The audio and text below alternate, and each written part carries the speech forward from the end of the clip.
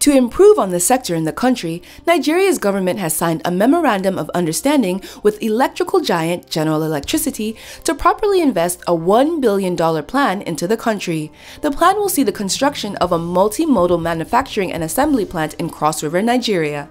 $250 million out of the funds have been committed to this facility, which will explore gas and oil production and support a wider range of products in power generation, amidst other innovations.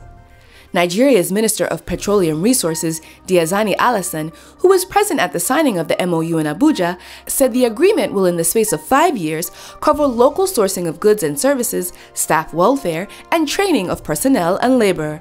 The minister also encouraged the Nigerian Content Development Monitoring Board to follow the law closely regarding local content when the project is done. President Goodluck, who was present at the event, assured all concerned that the economy of the country will remain stable despite the unfortunate fall in oil prices and pledged his commitment towards ensuring that the economy does not suffer as a result. He is quoted as saying, "We promise our people that even with the drop in oil prices, the economy will be stable.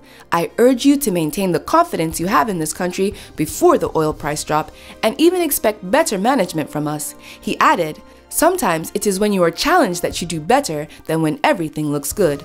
So I assure you, other investors in this country, and all Nigerians that the government will do everything necessary to stabilize the economy and that the drop in the price of crude oil will not create so much distortion in our economy."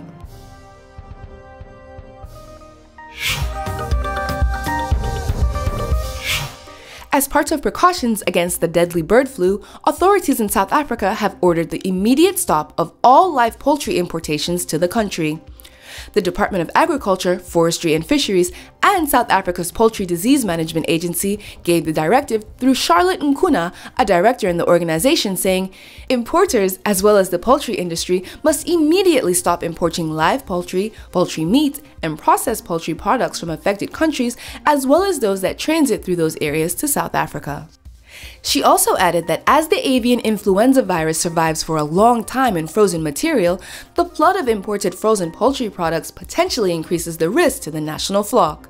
She concluded by saying, "We nevertheless remain vigilant with the highest levels of biosecurity in place, as successful eradication depends on a country's ability to respond quickly with high levels of human and financial resources to stop the spread of the infection."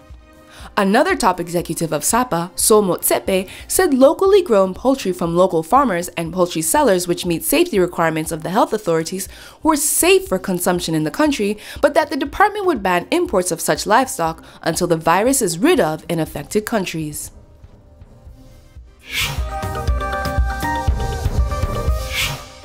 There is a popular saying that if you cannot do the time, then do not do the crime. Oscar Pistorius, who is presently in a South African correctional facility for illegal possession of a firearm and the unfortunate death of his girlfriend Riva Steenkamp, was reported to have gotten into a fit of anger when he found out that his acquittal for murder will be appealed. The athlete, according to a fellow inmate at the Gosi Mamapuru prison where he is being held in Pretoria, said that Pistorius lost it. According to the inmate, he was listening to it, Judge Thokozile Masipa's ruling, on the radio. He got up and stomped. He went straight to the gym. He started lifting weights like it was going out of fashion.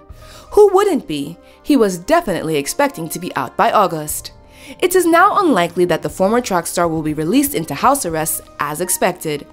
The bad news for Oscar Pistorius meant good news for prosecutors who were really happy having won a major victory when the judge ruled that her acquittal of Pistorius for Steenkamp's murder could be appealed. The prisoner also added that Pistorius can barely console himself over the fact that he will be here for Christmas and New Year instead of jollying with his friends and family. It is about time he realized that this is the real world of crime.